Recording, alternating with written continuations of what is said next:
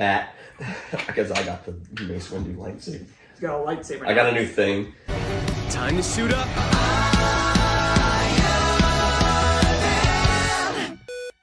Hello everybody, welcome back to another Transformers review. So it's just Christian Hawkins and Jonah. This time, Logan and Jacob couldn't make it. We're going to try and get them back for the next one. But today we're going to be talking about Transformers Age of Extinction. I love it. For background, this is the Transformers movie that I've watched the most because I had this on DVD when it came out because I saw it in theaters and me and my dad liked it, and so we got the DVD. That's when DVDs were like And this useful. is again, like the past two, is my first time watching it. And I say just kind of like mixing it. I say we should talk about the human stuff as a whole. That's the best it's been so far. I think it's the best it is ever. Because From the 4 movies I've seen, I agree. Because they focus on the first thing they focus on is the Transformers because it shows Lockdown hunting Ratchet. Or no, does it show? The first thing it shows is like the Thing in the past, the like dinosaur thing. the whole dinosaur. Do thing. they show the thing with Ratchet or Mark Wahlberg first? I think it shows the thing with Ratchet first. I think Yes. So you get Transformers immediately. Ratchet dies. Sad. Yeah, Ratchet does die, which is also what leads to a really pissed off Optimus Prime later on. But can I stick with the human characters real quick? It's some of the best I did. No, like, because in the first like few minutes of the movie, I cared more about Cade than I did for Sam, and like it took a while for me to care about Sam. Like kind of the first bit, I was like, eh. But coming out of because Mark Wahlberg is a better actor than Shia LaBeouf. Yeah, Mark Wahlberg is a great actor. He's a really good actor. And then the daughter was also pretty solid. I forgot her name. No, she's good though. Her name is Tess in the movie, but I forgot her actress's name. Yeah, and then the boyfriend Shane. So I mean, all three of them were good. Like the friend, T.J. Miller. T.J. Miller. Yeah, I mean, He's the weakest, but like he's supposed to be the weakest. He's supposed to be the weakest, but like he's also the one that like sells them out. Like yes, because he wants money. And he got like come up because he died, and because I would have felt more sympathetic for him if like he didn't, because like him selling them out made it so like when he died, I'm like, oh, you got what you deserved. Do you know David Beckham, the soccer player? Yeah. His oldest son is married to the girl in this movie. Oh, okay. But I mean, with the main human stuff, at least for like protagonist wise, we're just the main 3. It's the most characters that you get their entire backstory very quickly. You get the backstory that he's an inventor who's trying to invent the next, or just even fix up junk to sell so they can pay any bill they have because they get evicted from their house in a couple scenes later. But that doesn't. It just shows that he's an inventor who can't get anything right, and he's desperately trying. Yeah, and it made me so much more sympathetic and like made me care so much more about him in like the very first couple scenes. Then again, it took until like the 3rd movie for me to really care about Sam. No, because the 2nd movie you don't get any characterization of Sam at all. The first one you get some. You get some, but the main human stories in that movie is about the military guys. So yeah. But I mean, with this movie again, it's like you have all that, then you have all the human stuff with the antagonists, with the CIA people who are some of the most hateable characters in cinema. My thing with this movie is, yes, in a Transformers movie, you want Transformers. But I don't want them on screen all of the time. This is a perfect blend of the two. I think this is perfect because like they are on. Because the humans are on screen a lot. Yeah, like humans are on screen a lot, but somehow they like made it to where like it didn't feel like they were on screen a lot because like they would share the screen with Transformers so. No, yeah, often. that's what I said to you was whenever the Transformers show up, they barely leave. Yeah, and that's what I. But it's not all action scenes. It's like a lot of it's them like talking and. Like getting to know Cade and just getting to know all them, and then like one of the last human characters who starts off as like you would think is like starting off like I'm like well then by the end he becomes one of the funniest and one of the just best human characters in the movie. Talking about Stanley Tucci, yes. Jonathan. Either way, he was great, especially towards the end, like when he starts running. Joshua, not Jonathan. Joshua. Yeah, when he starts running from the CIA, it's some of the funniest. No, it's hilarious. Moments. Stanley Tucci's great. It's so good. But yeah, I mean, you get so much Transformers in this movie. And if you guys have seen the previous reviews, you guys know, especially in the second one, I hated how little Transformers we got and how uninteresting, boring, and bad the character stuff was, or the human stuff was in that movie. Yeah, I don't think it's as much for me about how much Transformers there are. It's about how good the other stuff is. Yes. When they're not on screen, and this stuff is good. Yeah, this stuff is good to where, like, yeah, there might not be Transformers on screen all the time, but when there aren't, I still care about what's going on. You get all the characterization of he doesn't want his daughter to date because he doesn't want her to do the same thing that he did, and that was have a child super early. Yeah. He meets boyfriend man, gets mad, and is like, and calls him Lucky Charms, which he calls him the rest of the movie. Yeah, which is hilarious. Talk about the first scene where we meet Optimus. Yeah, because, I mean, one of the big things with the human characters is the fact that they find Optimus. He's in the form of how he is in the old 80s show. Yeah, it's like and how he's going to look in the new movie. It's a dirty old truck that they find at a theater. And he transforms into essentially what looks almost the exact same as what he did in the previous 3 movies. He's a little bit smaller. A little bit. Yes, he's smaller and he's very messed up because, as he says, he was ambushed by lockdown and he somehow escaped. Yeah, because that's actually, which is actually one of my only bigger problems with the movie is I wish that they would have properly said what happened to Sam. They never properly say it. Because they have when Optimus wakes up and then he says, "Sam, run." Yeah, which sounds like makes it sound like he died. I think he did. Yeah, I mean, it's the only thing, because I just wish they would mention that, because especially with how much of a connection that B had to him, that's actually probably like my biggest issue with the movie, is the fact that because of how important Sam was for the previous 3 movies, I would have liked just at least one line of saying just what happened to Sam. Like, yeah, and for background, this is 4 years after the events of chronologically of the Dark of the Moon, the Chicago. Yeah. War. I mean, another thing with the CIA people is the fact that from the get-go, they're some of the most hateable people ever. Because when they're willing to shoot her, like they were doing that, like they were so willing to kill Cade's daughter, and it's what had Optimus just burst out. Yeah, Optimus burst out. Optimus was nearly killed, barely able to stand, and he wipes all of them. Yep. Except that one dude that dies later. One dude dies later. Yeah, but even still, I'm like, huh? Yeah. Yep. That's not fair. Not fair how cool that is. No, because his thing is if he's fighting for a cause, it doesn't matter how beat up he is, he's still going to fight. Yeah, it's what makes Optimus one of the best characters. And Optimus' new look in this movie, oh my Lord. A lot of people do not like it. But I love it. Now, I do not think it's as good as his just regular Michael Bay look. I think that's his best look ever. Fair enough. I'm biased because that's what I watched when I grew up. It's either that or his look from the beginning of Bumblebee. That's his best, in my opinion. Oh, true. Aside from like all the looks he has in the shows and stuff. Yeah. Because I watched all the shows. He looks so different, like a lot. Yeah. Like Transformers Prime, where he looks ginormous. Yes, he's built like this. He's got like no neck. But Optimus still looks. He's supposed to look like a knight in shining armor. Which for the next movie. Which is important. And yeah, later he pulls basically a sword out of a stone, and his wrist changed. His wrist changed to look like knight gauntlets. And which is cool. He rides a damn T-Rex. Tyrannosaurus. Skip it to the end here. What? How? The action in this movie.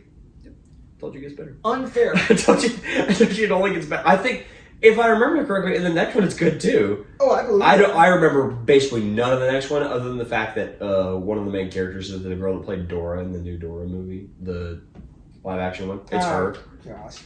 But yeah, I mean, just the action all throughout this movie is so good. And you want to know who is? I mean, they all are like centers of big action. But you want to know another person or Autobot who gets so much attention for action?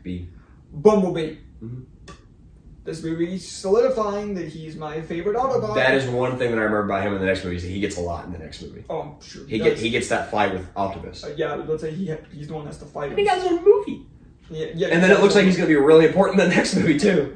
Yeah, that's right. That's in the same universe, isn't it? Yep. Okay, so they're starting over with that universe. Yeah, Bumblebee's essentially like the start of the new universe. Cool, sweet, got it. Which I'm super hyped for. But yeah, Bumblebee, this movie just solidifies that he's just my favorite. He has some of the coolest scenes. He looks cool. He looks awesome. He looks like Stinger, and they had a whole like redesign with all the Transformers in this movie. Bumblebee looks like more modern, which this movie was Dark of the Moon released? 2011. Yes, this movie came out 3 years after, and it's set 4 years after.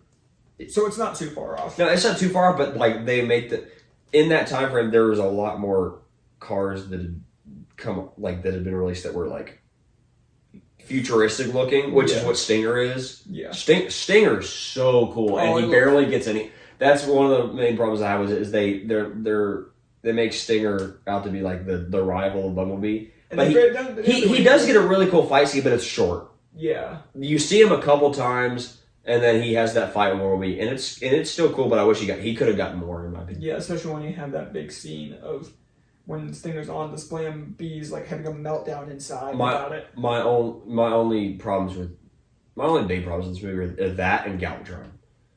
And he's barely in it, but the thing is, it can be Galvatron / Megatron. Yeah, it can be Galvatron's barely in it.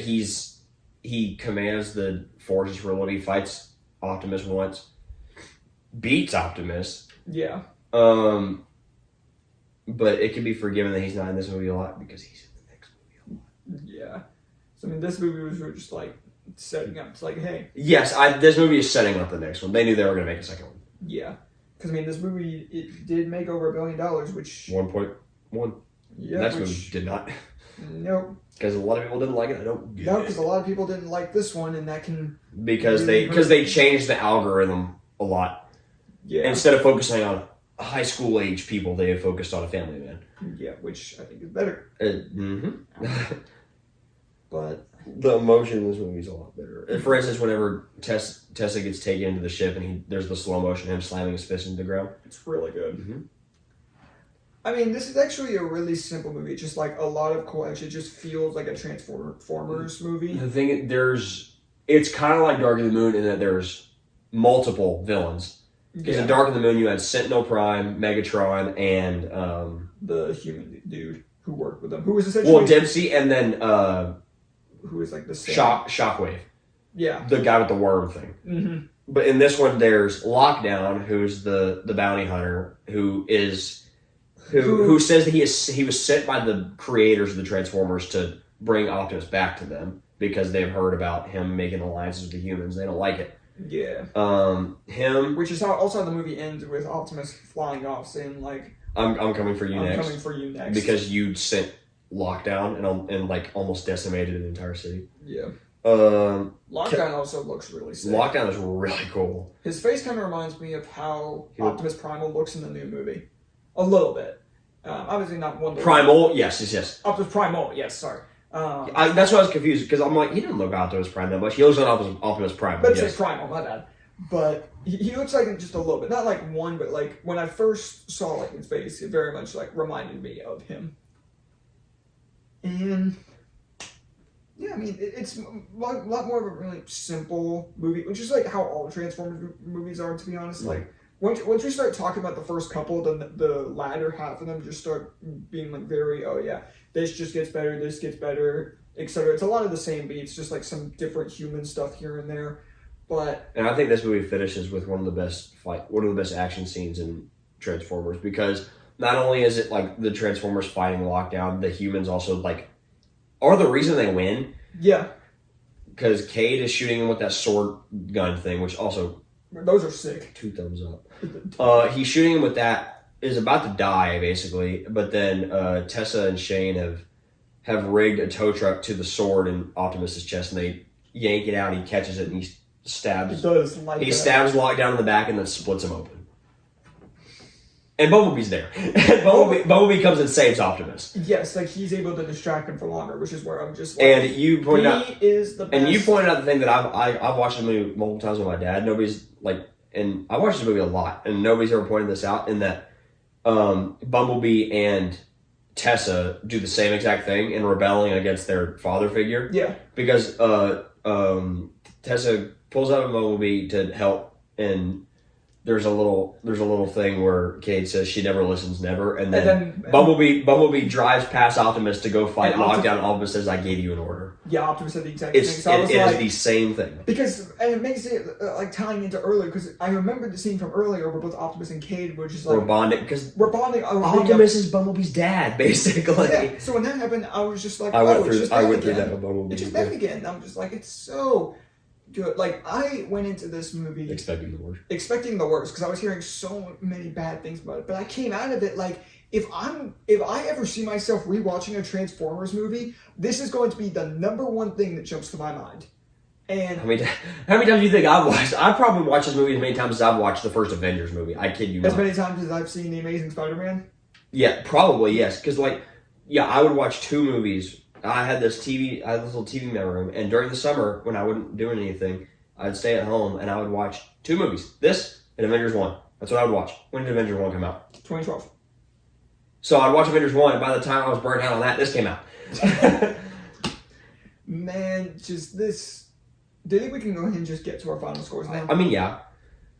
Do you want to go first? Yeah, I'll go first. What did I give Dark of the Moon? 8 something? It definitely had to be in the 8 range, because I gave it 8.5. It might have been. You gave 8.7 to the first one. Okay, dude. I do not care if this movie has a Rotten Tomatoes score of like a 17 or an 18. One of the Mark Wahlberg movies has an 18, one has a 17. I don't care what critics say. We're not doing this objectively. Like, let's be clear. We are not going to say this is objectively one of the greatest movies of all time. Nope. No. But that's not how I judge. Yeah, these movies have a different... These have a different feel. Different feel, and it's a different scale that I'm judging them on, really. Because, like, if you guys know me, I'm never the objective kind of guy. I'm always, like, subjective. Like, did I enjoy a certain part? I'm not going to sit here and judge this movie the same that I would judge, like, The Godfather. Yeah. No, like, I'm not gonna put those on the same scale. And at the end of the day, it's your YouTube channel. It's we're gonna give it what we want. Yeah, like it's like our video. If you got a problem with that, sorry, you can go somewhere else. So, 9. Dude, I love this movie. All the this is probably my favorite Transformers movie. This is one I've seen the most. The human stuff is the best. It has I care about the human. A couple of my favorite human characters in the entire. My favorite human characters in the entire franchise include Sam, I would say, Cade, and Joshua from this movie. I love Joshua so much because I love Stanley Tucci. That's great. And so because if what I can remember about the last night, subjectively, we have already watched the worst Transformers movie, and it's 2. Like, it just wasn't fun. What a Dark of the Moon. This movie was fun. I don't care if it is... And that's why... I don't care if it's a cinematic masterpiece. I don't care. I'm also going 9 out of 10. Yes, it's really good. It's so much fun, dude. Like, and granted, like, that could be so much of me just being off of a high of watching this for the first time. Don't care. I don't care. Like, even if I do bump it lower, it'll be, like, middle 8 range. Because I'm just like, this has been my favorite of the ones so far. Not because it's the best. Do not get me wrong. It's definitely not, like, the best thing ever. Like, objectively, there are, like, so many movies that are better than this in terms of, like, just being a quality movie. That's not what you go to a Transformers movie wanting. Yeah, like, I also hope that I went into this movie with such a low bar. The reason that it's 9 also is because of nostalgia for me, because I watched this movie so many times. Yeah. This is probably my second most watched movie ever. I believe behind Avengers. I believe it. But because, like, going into this movie, like, I felt like I was watching a Transformers movie. I felt like the Autobots were getting just as much characterization and story as the humans were, to where I didn't feel like either one were being overshadowed. That's what separates good Transformers movies from bad Transformers movies, is humans. Yeah, like, it's the human things. And it's like, it took until the third movie for me to truly care about the human characters, whereas in this movie, I cared about them instantly. Now, as of right now, I am saying a 9 out of 10 because this movie is so much fun. And again, if I'm going to rewatch a Transformers movie, it's going to be like this one. Just to illustrate our point, my favorite movie of all time is Pacific Rim. Let's see what it got on Rotten Tomatoes. 72. It got good, but like if you ask me to rate Pacific Rim, I'm giving it a 10. I love Pacific Rim, but like here, look up another one for me. Look up Power Rangers 2017, because that's I'm aware. Like Last Jedi, like a 91.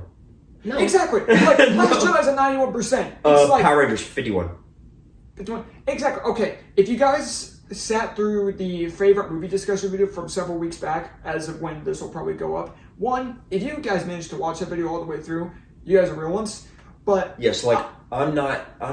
If I'm giving it a 9, I'm not giving it a 9 because that's what I think a lot of people give it. That's because that's how much fun I had in it, and that's what I would give it. Yes, it's not. Yeah, it's not about masterpiece. It's about fun. Yeah, exactly. And for Power Rangers 2017, that's in my top 5 favorite movies of all time. That's in my top 4. Is it objectively the greatest thing ever? No. But I love that movie because I had so much fun. And if you ask me, that would probably be close to a 10 out of 10 for me because of how much fun I had with that. And I had so much fun with this, and simple as that. So, that'll do it for our review of Transformers Age of Extinction. Stay tuned for next time where we review the 5th Transformers movie with The Last Night. I need to rewatch it because I don't remember it. That is the last one that we have before, well, for new territory. Dude, I'm so excited to be getting new Transformers. We're restarting it. Yay. I'm so excited. But anyways, be sure to let us know what you guys thought of Age of Extinction down below. If you liked it or you didn't like it, really curious about this one and how, if we have any very different opinions. I don't think there's going to be any. From the reviews I read about this movie, there's no in between. You either hate this movie or you adore this movie. Yeah. There's no in between right there. And we're definitely in the adore section. So anyways, thank you guys so much for watching, and we'll see you guys next time. See you later, webheads.